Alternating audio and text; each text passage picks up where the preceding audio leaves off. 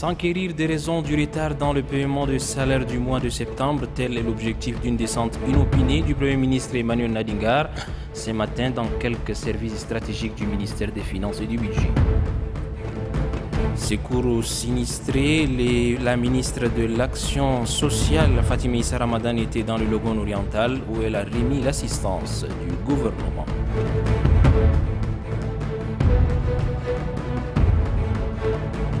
D'où proviennent les médicaments que nous consommons? Sont-ils contrôlés? Pour en savoir davantage, à suivre un reportage dans ce journal. Madame, Messieurs, bonsoir et bienvenue dans ce journal. À l'ouverture de cette édition, un déplacement du chef de l'État. Le président de la République, Idriss Déby Itno, a quitté N'Djamena ce matin pour Mugomo, en Guinée équatoriale. Dans cette localité située à la frontière avec le Gabon, le chef de l'État prendra part aux festivités marquant le 44e anniversaire de la Guinée équatoriale. Le chef de l'État a été accompagné à l'aéroport international San Jamous de N'Djamena par le Premier ministre Emmanuel Nadingar, qui avait à ses côtés les membres du gouvernement, ceux du cabinet civil ainsi que le maire de la ville de N'Djamena. Cela dit, le Premier ministre Emmanuel Nadingar, accompagné de quelques membres de son gouvernement, a effectué ce matin une descente inopinée dans quelques services stratégiques du ministère des Finances et du Budget. Il s'agit de la direction de la solde, de l'ordonnancement et du trésor. L'objectif de cette descente est de s'enquérir des raisons du retard dans le paiement des salaires du mois de septembre et constater le fonctionnement de ces différents services. Ramadei Hassan. Le Tchad n'a aucune raison de retarder le paiement du salaire de ses fonctionnaires. Qu'est-ce qui se passe dans le maillon du ministère des Finances et du Budget? C'est pour scruter de près le fonctionnement de cette chaîne financière de l'État que le Premier ministre Emmanuel Nadingar s'est rendu dans ses services névralgiques. Premier cap de cette visite inopinée, la direction de la solde, structure qui traite les salaires des fonctionnaires. Ici, le Premier ministre est ferme. Les états de paiement doivent être ficelés et arrêtés au plus tard les 5 de chaque mois, insiste le Premier ministre. Les explications peu convaincantes données par les responsables du service de la solde sur le terrain suscitent la colère du Premier ministre Emmanuel Nadingar. Dans tous ces différents services visités, le Premier ministre a attiré l'attention des uns et des autres sur l'attitude irresponsable de certains agents qui empêchent le bon fonctionnement des services stratégiques du ministère des Finances et du Budget. Le directeur de la solde, Mbaïtel Salmon, explique.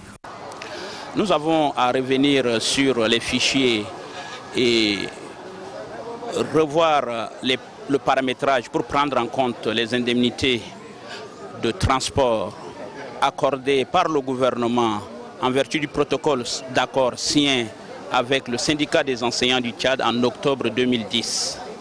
D'autre part, en vertu de concessions intervenues suite aux différents échanges et à la négociation entre l'Union des syndicats du Tchad et le gouvernement, il y a un certain nombre d'aménagements qu'il faut opérer par rapport à l'indice des fonctionnaires.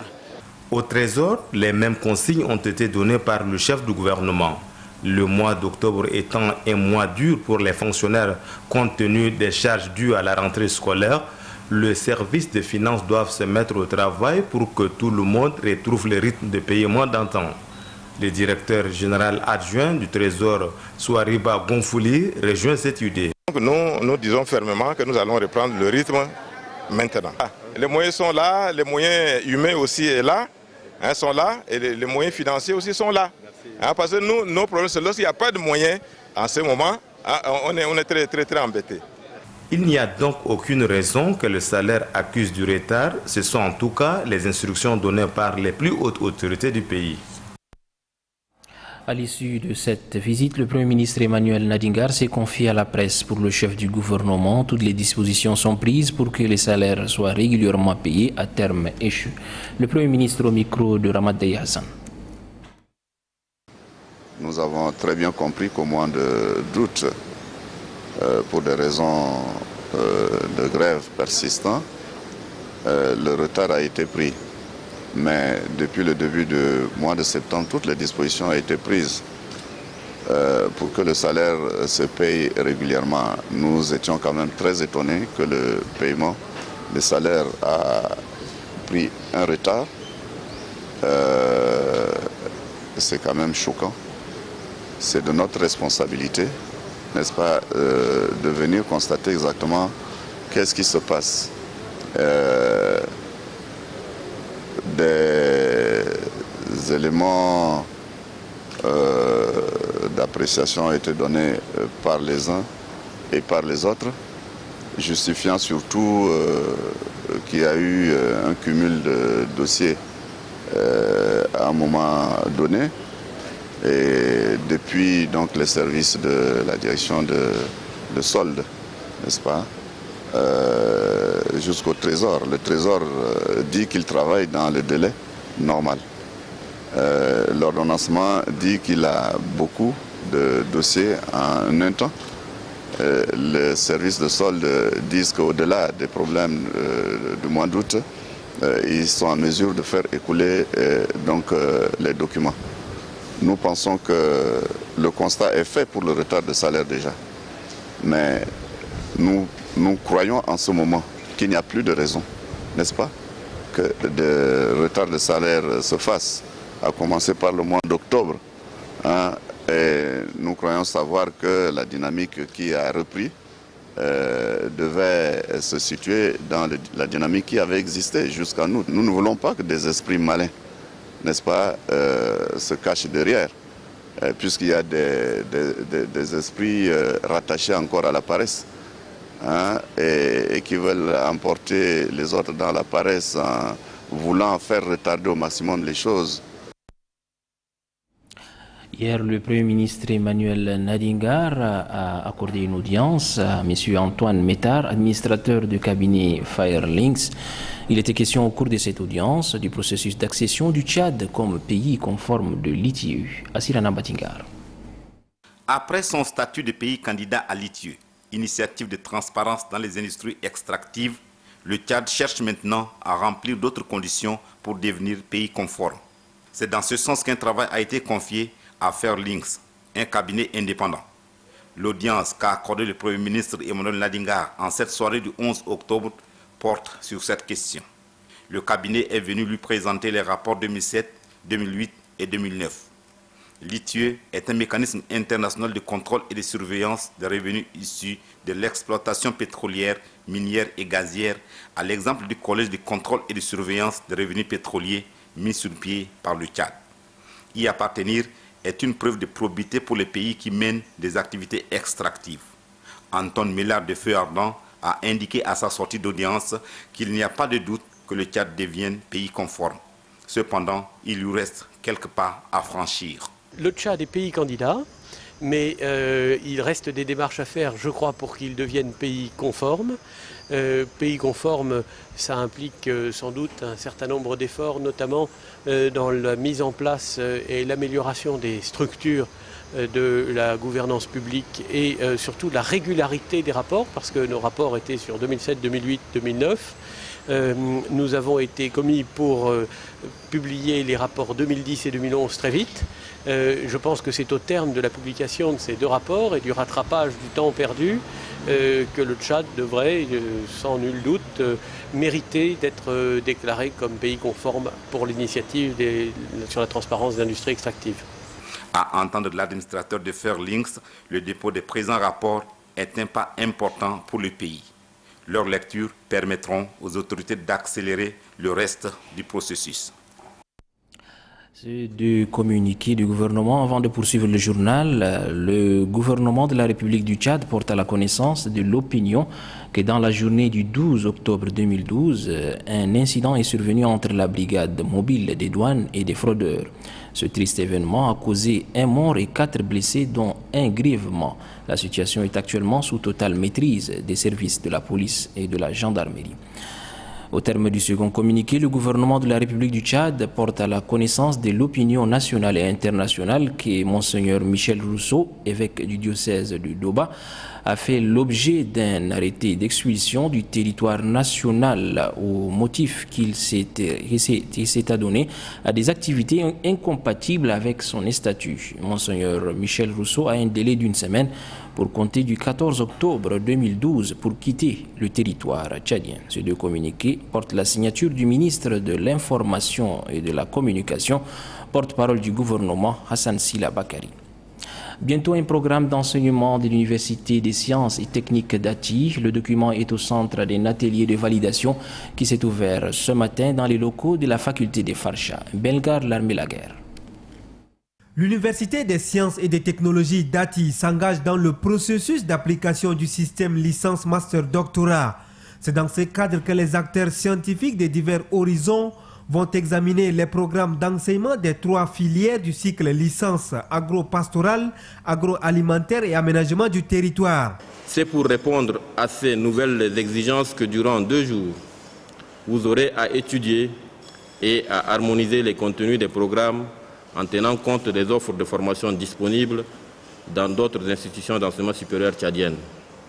Vous aurez également à analyser des parcours de formation en cohérence avec les besoins du marché de l'emploi. En vos qualités d'experts ayant épluché des dizaines ou des centaines de programmes de ce genre, je suis d'ores et déjà persuadé que vous allez atteindre les résultats escomptés. Cette réforme constitue une étape nécessaire pour la survie de l'Université des sciences et des technologies d'Ati en cette période de mondialisation où les programmes pédagogiques d'enseignement doivent dorénavant permettre à tout étudiant de se former à ses préférences disciplinaires et à son projet professionnel. La ministre de l'Action sociale Fatima Issa Ramadan s'est rendue en début de la semaine dernière dans le Logone oriental pour la remise de l'assistance du gouvernement aux sinistrés des inondations. Une visite qui lui a permis de constater de près la situation des victimes dans le Mandoul. Granga Chamirima. Nous sommes le 11 octobre 2012. Ailleurs, les écoliers ont retrouvé leur salle de classe. Mais ici, à Miandoum, dans la région du Logone oriental, ce ne sont pas des élèves qui occupent les salles de classe depuis 2 mois. Ces sinistrés, en majorité des femmes, n'ont trouvé pour seul refuge que cet établissement. Comme cette femme qui a tout perdu durant l'inondation, ils sont 386 sinistrés à élire domicile dans les 9 salles de classe. Ils vivent dans des conditions difficiles. Comme on n'a pas les maisons qui sont là, donc c'est cette raison qui nous a poussé de venir rester dans les salles du lycée. Le délégué régional de l'action sociale du Logone oriental, par le biais du gouverneur, ils nous ont présenté 100 sacs de sorgho rouge, en plus 50 moustiquaires. Rien que l'établissement primaire de Miandoum compte 98 hommes, 115 femmes et 173 enfants. Plus alarmant, 7 femmes sont enceintes et 16 sont des mères allaitantes. Pour ce natif de Miandoum, jamais la ville n'a connu autant de dégâts. La gravité de la situation a interpellé le gouvernement et c'est la ministre de l'Action sociale et de la solidarité de la famille qui vient porter le message de solidarité gouvernementale. Je profite de cette occasion pour la population de Logone oriental. Présenter la compassion de son Excellence, le président de la République, chef de l'État, M. Idriss Déby Itno, et du gouvernement. Cette compassion va tout droit à toutes les victimes d'inondations. La compassion du gouvernement est accompagnée par des actions. Fatima Issa Ramadan a donc remis au gouverneur des dons de vivres et matériels. Une assistance financière de 50 millions pour les victimes des inondations. 10 millions de francs CFA ont été également remis à 2 autres localités de Kara et Miandoum. Un geste apprécié par le gouverneur du Logone oriental. Je voudrais remercier le gouvernement pour la promptitude, parce qu'en réalité, il faut dire que cette situation, elle est sur le plan national. L'inondation a fait partout des dégâts. Séance tenante, le gouverneur de la région du Logone oriental a remis à son tour l'assistance financière au secrétaire général adjoint du comité régional d'action, Baoussem Madji, en charge du partage équitable de cette assistance aux sinistrés des inondations. Restitution de fonds collectés dans le cadre de l'opération Coup de cœur lancée par la mairie de N'Djamena en faveur des sinistrés.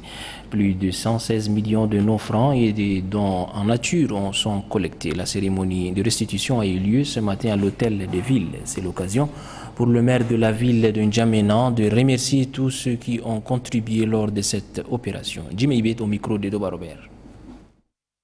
Il vous souviendra que le 20 septembre dernier, sous le haut patronat de son Excellence, Madame la Première Dame Inde Debitno, nous avons lancé l'opération Coup de cœur en faveur des victimes d'inondations.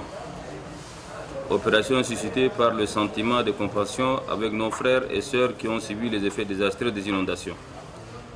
De l'ensemble des contributions apportées par les acteurs du secteur public et privé invités à cette opération Coup de cœur en faveur des victimes d'inondations, il résulte près de 116 millions en espèces et plusieurs dons en nature. Nous voudrions tout simplement vous annoncer d'ores et déjà que nous allons nous asseoir avec le délégué général du gouvernement auprès de la commune de N'Djamena en vue d'envisager l'utilisation des dons en espèces, y compris les dons en nature. Nous saisissons l'occasion pour exprimer nos gratitudes à tous ceux qui ont contribué à la réussite de l'opération. Que le donateur trouve ici l'expression de nos meilleurs remerciements. Tout en remerciant le chef de l'État, la première dame, les membres du gouvernement et les personnes de bonne volonté, le gouverneur de la ville de N'Djamena a indiqué que ce don sera géré avec transparence en faveur des sinistrés. Issa Djidé au micro de Doba Robert. Aujourd'hui, les besoins les plus urgents, ce sont justement les tentes pour pouvoir abriter toutes ces familles. Et monsieur le maire, je crois que nous donnons la priorité à ces tentes. Il est bien vrai que le gouvernement également nous a fait des promesses, mais puisque nous avons cette somme qui est mise à notre disposition par les bonnes volontés, nous allons nous atteler d'abord à loger ces familles. Mais lorsque nous voyons également comment ces familles arrivent dans le camp, avec très peu de bagages, parce que l'ensemble ou le reste des bagages sont engloutis par les eaux. Surtout ces familles n'ont aucun moyen de subsistance. Il y a nécessité donc qu'une bonne partie de cet argent également aille vers tout ce qui est alimentaire.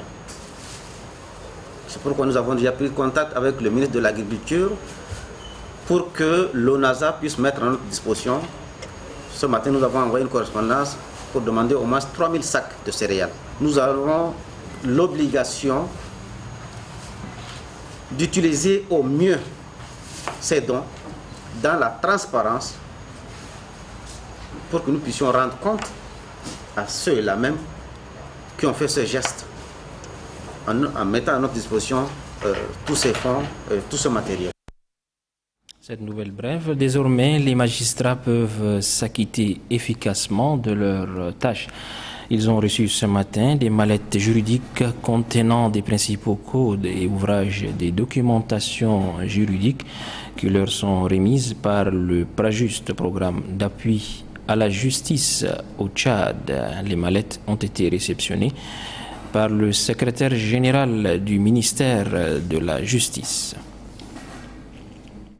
Des nouveaux formateurs en technologie contraceptive, 16 professionnels de la santé viennent de suivre une formation de 12 jours dans ce domaine. Une formation axée sur la santé de base par l'utilisation de la technologie contraceptive afin de réduire le taux de la mortalité maternelle en passant par le planning familial. Noubadoumbaï Talomadi. Pendant 12 jours, 16 professionnels œuvrant dans le domaine de la santé et de reproduction ont acquis des techniques et des compétences en matière de la technologie contraceptive. Cette formation de formateurs organisée par le ministère de la Santé et l'UNFPA a permis aux éminents consultants venus de Dakar de mettre l'accent sur l'utilisation de la technologie contraceptive. Pour le représentant résident adjoint de l'UNFPA, la politique de l'utilisation des techniques contraceptives doit être encouragée. Les produits sont disponibles. On a donné un lot la semaine passée au ministère de la Santé publique. Ce qui reste, à mon avis, c'est qu'il y ait un espace au niveau des structures de santé qui est adapté à l'administration de ces services-là. Désormais, le Tchad dispose de formateurs en technologie contraceptive. Il devrait permettre de faire de la technologie contraceptive le premier mécanisme pour la réduction de la mortalité maternelle et néonatale, a précisé le directeur de la santé, de la reproduction et de la vaccination. Nous sommes en mesure de dire aujourd'hui qu'il y a une stratégie qui fait son chemin, c'est la feuille de route nationale pour l'accélération de la réduction de la mortalité de la mère et de l'enfant. Elle est suivie par le chef de l'État. Pour les autorités tchadiennes, tout comme pour les partenaires, cette formation était premier pas dans la mise en œuvre des stratégies pour l'amélioration de la prévalence contraceptive, encore trop faible au Tchad. Les faux médicaments représentent un danger pour la population. Pour éliminer ou limiter la vente de ces médicaments, la centrale pharmaceutique d'achat veille au contrôle de qualité. Ghislain Tchanikoudou, reportage. Nous sommes dans l'une des nombreuses officines privées de la ville de N'Djamena. Face à la problématique de la vente des faux médicaments, les consommateurs font confiance aux pharmacies. J'ai choisi de venir en pharmacie parce que je suppose que les médicaments de la pharmacie sont de bonne qualité. C'est une structure qui est formelle et que les médicaments sont bien conservés. Voilà. Je n'ai jamais payé de médicaments sur la route.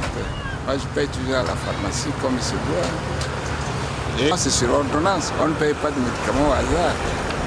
Les pharmacies privées constituent une source importante d'accès aux médicaments. Mais avant que les médicaments n'arrivent dans les étagères, ils sont soumis à un contrôle qualité, soulignent les pharmaciens.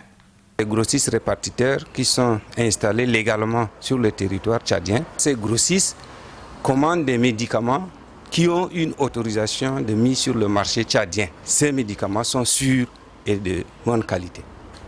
Mais le grossiste, avant de commander le médicament, il passe par la direction de pharmacie dans le service d'homologation qui est chargé de faire introduire les médicaments qui sont fabriqués ailleurs chez nous sur notre territoire. C'est comme ça qu'on assure la qualité de nos médicaments aujourd'hui. Au Tchad, il existe une structure publique qui s'occupe de l'approvisionnement en médicaments et veille à la qualité des produits pharmaceutiques. Il s'agit de la centrale pharmaceutique d'achat CPA. Du moment où le fournisseur se présente avec l'AMM, l'autorisation de mise sur le marché, préalablement, avant l'entrée du produit au pays, le fournisseur doit s'adresser à l'autorité de la réglementation qui va contrôler en fait tous les documents, c'est-à-dire l'agrément de suite de fabrication par l'OMS, l'autorisation de mise sur le marché du pays d'origine et les certificats d'analyse des labos. L'autorité de la réglementation doit vérifier et prendre les échantillons de ces médicaments pour l'envoyer au contrôle qualité avant de donner l'autorisation de mise sur le marché. La CPA ne fournit des médicaments qu'aux centres hospitaliers ou sanitaires publics et privés à but non lucratif.